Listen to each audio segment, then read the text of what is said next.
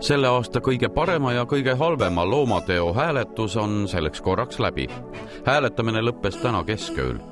Loomasõbraliku Matteo kordasaatja sai sel aastal valida erinevate loomadega tegelevate ühingute seast ja nominendid olid sellised. Soomlaste ühing Pelastetaan koirad on alates 2001. aasta sügisest uued kodud leidnud 2650 Eesti koerale ja 860 kassile.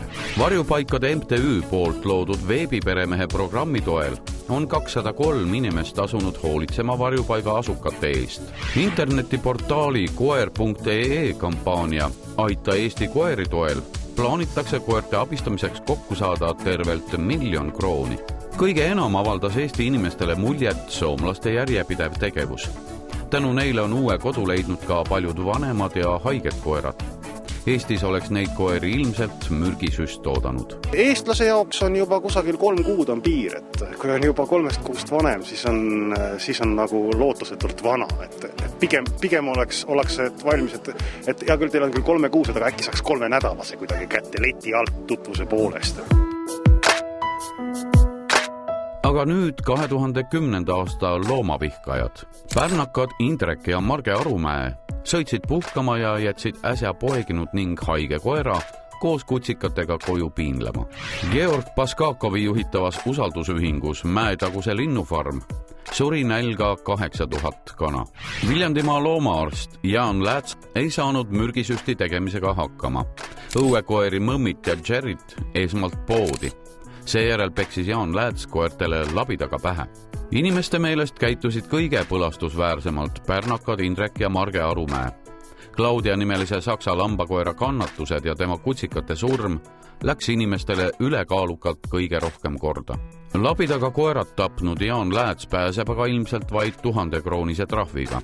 Viljandimaa veterinaaramet määras rahatrahvi eutanaasia nõuete rikkumise eest ja Lõuna ringkonna prokuratuuri hinnangul ei saa ühte inimest 2 korda sama teo eest karistada.